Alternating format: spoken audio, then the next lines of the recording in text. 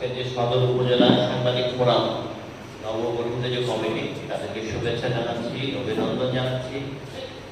এবং আজকে তারা যে উদ্যোগটি গ্রহণ করেছে, আমরা আমাদের চোখের সামনে আগের লোটাস ভাবে যেটা বলে গেছেন যে আসলে আপনাদের ভালোবাসার কোনো কমতি ছিল না, এবং এই কারণে কিন্তু আমাদেরও আশা আর কি না, আপনাদের আন্তরিকতা এবং ভালোবাসার কোনো কমতি ছিল না। আপনারা চেষ্টা করেছেন আপনাদের সর্বোচ্চ ভালোবাসা দিয়ে অনুষ্ঠানে করতে। আমরা এই জন্য আনন্দিত বোধ করছি। সাংবাদিকতা অনেক বক্তাই বলেছেন অত্যন্ত মহান একটি পেশা, কিন্তু আমরা অতীতে যদি দেখি যে দেখা যায় যে আমরা বিভিন্ন পক্ষ অবলম্বন করে এই পেশাটাকে আমরা অনেক ক্ষেত্রে কলঙ্কিত করি। আমার মনে হয় এই 5ই আগস্টে বাংলাদেশের পরিবর্তনের পর এখন আমাদের সময় এসছে আমাদের এই পরিবর্তন হওয়ার। আমাদের উচিত হবে যে আমরা আমাদের নিরপেক্ষতা, সততা, বস্তুনিষ্ঠতা বজায় রেখে আমার পেশাদারিত্ব বজায় রাখবো। আমি মনে করি একজন সাংবাদিক, আমরা যারা প্রশাসনের সাথে কাজ করি, আমাদের পরিপূরক, আমাদের চক্ষু আপনারা। অর্থাৎ আমার কাছে কিন্তু আমার থ্রো প্রপার চ্যানেলে, আমার চ্যানেলে আমার মাধ্যমে যে তথ্যটা নাও আসতে পারে আমার কাছে, কিন্তু সেই তথ্যটা আপনার মাধ্যমে আমার কাছে ফুটে আসতে পারে, চলে আসতে পারে। প্রকৃত অবস্থা তুলে ধরার জন্য আপনাদের গুরুত্ব অনেক অনেক বেশি। আমি অনেক জায়গায় অনেক সাংবাদিক আছে, বাংলাদেশের অনেক জায়গায় আমরা চাকরি করেছি, সেখানে অনেক ক্ষেত্রে অনেক সাংবাদিককে দেখেছি যে দেশপ্রেমে উদ্বুদ্ধ হয়ে তারা কেবলমাত্র সাংবাদিকতা, এলাকার বিভিন্ন ছোট ছোট সমস্যা তারা তুলে ধরছেন এবং তুলে ধরে সেকে সমাধান ব্যক্তিগত উদ্যোগে করছেন। আমি মনে করি এটাই প্রকৃত দেশপ্রেম, এবং সাংবাদিকতার মাধ্যমেই কিন্তু দেশপ্রেমের বহিঃপ্রকাশ করা যায়। কোন সমস্যা তুলে ধরলে আপনার সমস্যা হবে সেই ভয় ভীত না হয়ে নিজেকে জবাবদিহিতার মধ্যে এনে আমরা যদি দেশপ্রেম প্রধান মনে করে যদি এলাকার জন্য, জনগণের জন্য যদি আমরা সকল বিষয় তুলে ধরি জনগণের সামনে, সেটাই মনে হয় সবচেয়ে বড় বিষয়।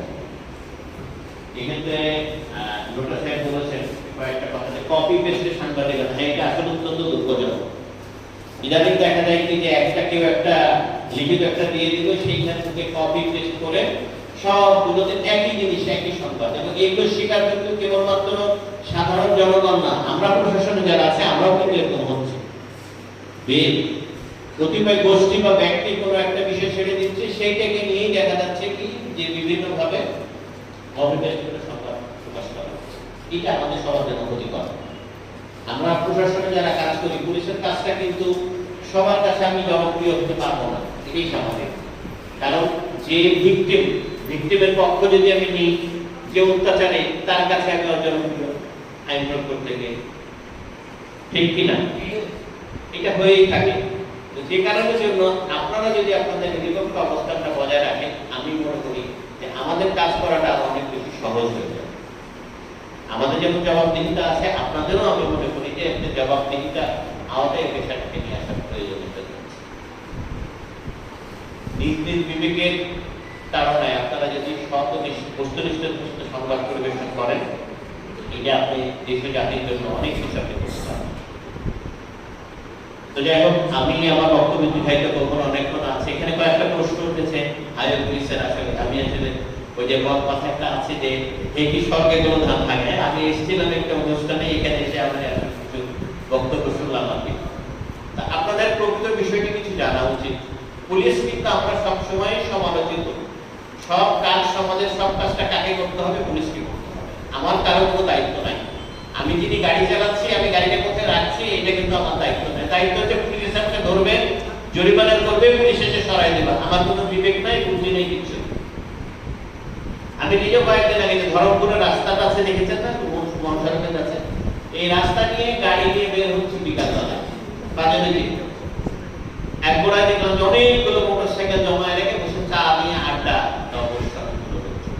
জানলাম। আমার ড্রাইভার বললো যে ভাই এটা কি সরিয়ে রাখা যায় না? তো ফট করে একজন চা তিনি খাচ্ছেন, বলে বসলেন, এত বড় গাড়ি এই ছোট রাস্তায় গেল।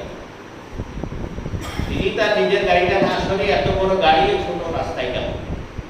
বক্তব্যটা আপনাকে এখন এটা বুঝতে হবে যে আমার যদি মানসিক অবস্থার পরিবর্তন না ঘটে, এই সমাজের কোনো কিছুরই কোনো পরিবর্তন হবে। আপনি শুধু সপ্তাহে একটি পুলিশ করবেন। আপনি যখন ওখানে যাচ্ছেন চার রাস্তার মাথাতে, যখন আপনি বড় বড়, আপনি কালকে সন্ধ্যার পরও দেখলাম যে একটা কভার্ড ভ্যান কোম্পানির মনে হয় দুই পাশে কভার্ড ভ্যান দিয়ে ভরে রেখেছে। আপনি যখন ট্রাক ভাই ড্রাইভার ভাইদেরকে বলেন, বলে বাস আলাদা দায়ী, বাস আলাদার ক্ষেত্রে যদি বলেন, বলে সিএনজি আলাদা দায়ী, সিএনজি আলাদা যদি বলেন বড় বড় গাড়ি দায়ী। তা আসলে দায়ীটা কার? আমি 2018 সালে এখানে একটা স্টাডি করেছিলাম। স্টাডিটা ছিল এই রাস্তার মধ্যে, আপনারা জানেন যে বিভিন্ন দুর্ঘটনা ঘটে। এই দুর্ঘটনার ক্ষেত্রে কেন এটা হচ্ছে, এইখানে বডি তৈরি করা হয়, এখানে চ্যাসিস পর্যন্ত বানানো হয় ইঞ্জিন, পুরাতন ইঞ্জিন লাগে। 18 সালে আমার গবেষণার ফলাফল যেটা পেয়েছিলাম যে চ্যাসিস পর্যন্ত তৈরি করা হচ্ছে এখানে। এইখানে আপনারা জানেন যে যখন এটা 6 লেন রাস্তাটা ছিল না, কত ঘন্টা ধরে এখানে আটকে থাকতো। সে অবস্থা তো উন্নতি হয়েছে, কিছুটা হয়তো অবস্থা উন্নতি হয়েছে। এরপরে আসেন, আপনি যে হুইলার যেগুলোকে আপনি ধরবেন, এইখানে ধরছি আমরা, তাকে মামলার মধ্যে আনছি, অনেক সময় পুলিশও অ্যাসার্টের মধ্যে আক্রমণের মধ্যে করছে। আবার উচ্চ আদালত থেকে নির্দেশনা দেওয়া হচ্ছে যে মেট্রোপলিটন এলাকা এবং পৌরসভা এলাকার মধ্যে ইজি বাইক চলবে, সেই হুইলার চলবে, বাধা দেওয়া যায়। জানেন আপনারা, তারা একটা রিট করেছিল এই যে ইজি বাইক বা তারা, সেখানে বলা হয়েছে যে মেট্রোপলিটন এবং পৌরসভা এলাকা, আপনার পৌরার এটা তো পৌরসভা এলাকা। এরপরেও কিন্তু আমরা কি করছি, আমরা আমাদের মধ্যে আইন করছি। গত কয়েকদিন আগে মাটিটারে মনে যে সার্ভিস লেন আছে, এখানে দেখি কোন এক ব্যবসায়ী প্লাস্টিক লোড হচ্ছে ট্রাকে। আমাদের পুলিশ সদস্যরা যে তাকে বলেন যে আপনি প্লাস্টিক লোড করছেন, এই থ্রি হুইলার গুলোতে নিতে যেতে পারছেন না, ফুল লেনে উঠে যাচ্ছে। ওই ড্রাইভার আসে না, অনেক বছর ড্রাইভার আসে না। তারপরে যখন মামলা দেওয়া হয়েছে থেকে ড্রাইভারকে, সাথে সাথে ওই যারা লোড করছিল মালা, আমার একটা রোড ব্যারিকেড দিয়ে রাস্তায় শুয়ে গেল যে হ্যাঁ আমাদের কেন মামলা ছিল। আমাদের যদি মানসিকতার পরিবর্তন না হয়, পুলিশ কি একা পারবে? কখনই। সবাই মিলে গিয়ে আসেন। আপনি নিজে দেখেন, আমি বিল্ডিং তৈরি করছি, আমার বালুটা আমি ফেলে রাখছি রাস্তার মধ্যে, ফেলে রাখছি না। পৌরসভা আইন বলে একটা আইন আছে, পৌরসভা আইনের প্রতিবন্ধকতা সৃষ্টি করা, সেটার জন্য সাজা আছে। এটা দেখার জন্য আলাদা প্রতিষ্ঠান আছে, আছে নাকি না? ধরে নিলাম পৌরসভা আইন সেখানে আছে, এখানে আছে যে আপনি এরকম যে রাস্তার মধ্যে আপনি করছেন, আপনি ইচ্ছা করে আপনার ব্যবসা প্রতিষ্ঠান চেয়ারটা দিয়ে রাখছেন রাস্তার মধ্যে দিয়ে বসা। এই মানসিকতার পরিবর্তন যদি আমরা না করতে পারি, আমাদের অবস্থা পরিবর্তন হবে। আমার সুযোগ হয়েছিল টোকিওতে 8 ফিট অত্যন্ত গুরুত্বপূর্ণ এবং আপনার অ্যারিস্টোক্রেটিক এলাকা, কি দামি এলাকা, সেখানে 8 ফিট চওড়া মাত্র রাস্তা দিকে দিকে, সেই রাস্তা তো জ্যাম হয় না। এক পাশ দিয়ে যদি একটা মিনি বাস আসে, আর এক পাশ দিয়ে একটা কার পাস হতে পারে না, এত জীবন আছে। তো সেখানেও তাদের ওখানে জ্যাম হয় না, কারণ কি তাদের মানসিকতা অনেক কিছু উন্নত। আমরা সবাই যদি নিজেরা সচেতন না হই, একটা পক্ষ বলবেন যে আমি অমুক দলের লোক, এই আমার ট্রাকগুলো আমার বাসগুলো এই জায়গায় থাকবে, আবার আরেক পক্ষ বলবে যে না আমি এখানে রাখবো, ওই পক্ষ সরালে আমি সরাবো না। এগুলো থেকে বেরিয়ে আসতে হবে ভাই। আপনার পুরা বাস টার্মিনালের মধ্যে বিভিন্ন জায়গায় ফাঁকা জায়গা পড়ে আছে, আমরা তো আমাদের কাজ করছি, আমরা ধরছি, মামলা দিচ্ছি, বিভিন্ন সময় এটা নিয়ে মানুষের অনুরাগ বিরাট ভাজন হচ্ছে আমাদের। তদুপরি আমি আমার অফিস থেকে একটা, আপনার এটা বুঝতে হবে, আমার অফিসটা এটা কিন্তু একটা পুলিশ সুপারের কার্যালয়, এটা কিন্তু থানা না। শহরের মধ্যে আছে, এটা আমার থানা না। আমার সবচেয়ে নিকটবর্তী থানাটার দূরত্ব হচ্ছে 30 কিলোমিটার। তো 30 কিলোমিটার দূর থেকে এসে আমার পুলিশ সদস্যকে এই শহরের মধ্যে এই অভিযানগুলো পরিচালনা করতে হবে। আমাদের একটা পরিকল্পনা আছে, এইখানে পাশাপাশি মহস্থান এলাকাতে আমরা একটা ক্যাম্প করবো। এটা করলে হয়তো আশা করি এই সমস্যাটা অনেকটাই সমাধান হবে। কিন্তু তার বাইরে বলবো যে আপনারা একটু এগিয়ে আসেন। আমরা নিজ নিজ ক্ষেত্র থেকে সবাই সচেতন হই যে আমি আমার মোটরসাইকেলটা আমি রিক্সা করে রাস্তার মধ্যে রাখবো, আমি আমার গাড়িটা আমার এখানে দাঁড় করে আমি এখানে রাখবো। এরকম যদি সচেতন হই, আমাদের জন্য কাজটা সহজ হবে।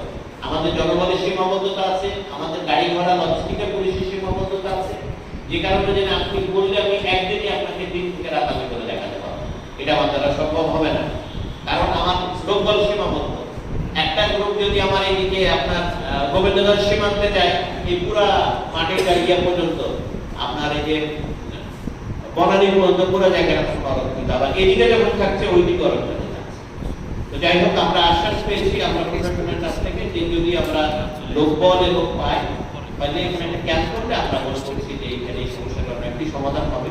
যাই হোক, অনেকক্ষণ ধরে আপনারা ধৈর্য সহকারে বক্তব্য শ্রবণ করছেন। আপনাদের সবাইকে আমি ধন্যবাদ জানাচ্ছি, আপনারা কষ্ট করে এখানে এসেছেন, আমাদের বক্তব্য শুনেছেন। এবং এই যে লক্ষ্য যে আমরা মনে করি যে যারা সাংবাদিকতা করছে, এই যে তরুণ যারা, তারা চেষ্টা করছে, আমি মনে করি, এবং তাদের চেষ্টা সফল হবে। এক সময় তারা দেখা যাবে তারাও একটা ভালো অবস্থানে আসবে এবং সাংবাদিকতার এই মহৎ পেশাকে তারা আরো উজ্জ্বলতর করবে এবং দেশ ও জাতির জন্য সেবা করবে। এই আশাবাদ ব্যক্ত করে শেষ করছি। ধন্যবাদ সবাইকে। ধন্যবাদ।